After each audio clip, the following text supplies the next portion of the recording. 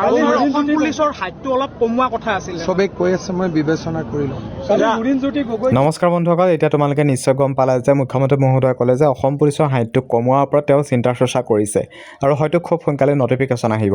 কিন্তু এই কথাখিনি আমি বহুত দিনৰ পৰা শুনি আছোঁ বা CM ছাৰে শেহতীয়াকৈ যিটো লাইভ আহিছিল তাত তেওঁ কৈছিল যে আমি অসম পুলিচৰ হাইটটো কমোৱাৰ লগতে আমি কনষ্টেবল কামাণ্ডত ভেকেঞ্চি বৃদ্ধি কৰি দিম।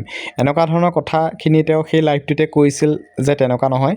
আৰু বৰ্তমান সময়ত যিহেতু নিৰ্বাচন প্ৰচাৰ তেওঁ চলাই আছে আৰু বিভিন্ন জেগাত যাওঁতে বিভিন্নজন কেণ্ডিডেটক সুবিধা সুযোগ উলিয়াই যেনেকৈ নহওক মুঠতে CM ছাৰক সুধিছে যে ভেকেঞ্চি বৃদ্ধি হ'ব লাগে বা হ'বনে বা ইণ্টাৰভিউসমূহ কেতিয়া হ'ব, হাইটটো কমাই দিবনে, এনেকুৱা ধৰণৰ কথাসমূহ সুধি আছে।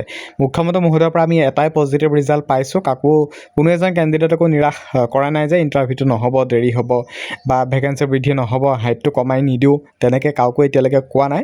আৰু শেহতীয়াকৈ যিহেতু লাইভ আহিছিল সেই লাইভটো তেওঁ যিহেতু কৈছে আৰু যোৱাকালিও CM ছাৰে কৈছে যে হাইটটো কমোৱা হ'ব।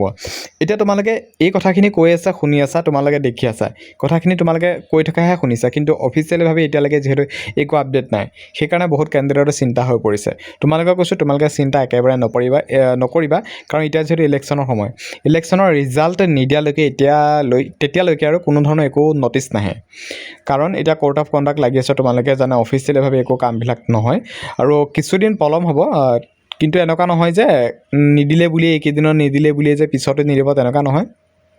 ধৰি থোৱা তোমালোকৰ ইলেকশ্যনৰ ৰিজাল্টৰ পাছতে CM ছাৰৰ পৰা যিখিনি বিচাৰিছা ৰিক্ৰুটমেণ্টক লৈ, হাইট কমোৱাৰ সন্দৰ্ভতে হওক বা লাগিলে ভেকেঞ্চি বৃদ্ধিৰ সন্দৰ্ভতে হওক, লাগিলে অসম পুলিচৰ ইণ্টাৰভিউসমূহ কেতিয়া হ'ব তাৰ ওপৰত নটিচৰ সন্দৰ্ভতে হওক, লাগিলে গোটেইখিনি আপডেট পাই যাব এই ৰিজাল্টৰ পাছতে। আৰু কিছুদিনমান ৱেইট কৰা, 26 তাৰিখে যিখন লাষ্ট নটিচ আহিছিল সেইখনে, তাৰপিছত এতিয়ালৈকে যিহেতু কোনো নাই, গতিকে এতিয়া বৰ বিশেষ ইমান চিন্তা নকৰিবা আৰু কিছুদিন ৱেইট কৰা, সকলোবিলাক আপডেট পাই যাবা। যোনজন কেণ্ডিডেটে যিটো হিচাপত যিখন নটিচ বিচাৰিছা, যেনেকুৱা যি তথ্য নিবিচাৰা কিয়, সকলোবিলাক খবৰে তোমালোকে পাই যাবা আৰু কিছুদিন ৱেইট কৰা। এডাল গছ আছে এছিয়াৰ ভিতৰে সৰ্ববৃহৎ, কিবা চিন্তা কৰা হ'ব কৰিব। ৰঞ্জিত দাস ডাঙৰী আছে, ধৰ্মেশ্বৰ আছে, তেওঁ মিলি কৰিব। মই যি কৰিব লাগে মোক ক'লে হ'ল, মই কৰি দিম। আৰু অসম পুলিচৰ হাইটটো অলপ কমোৱা কথা আছিল সবে কৈ আছে মই বিবেচনা কৰি লম। লুৰিণজ্যোতি গগৈ কি জাতীয়তাবাদ কৰে, যি জাতীয়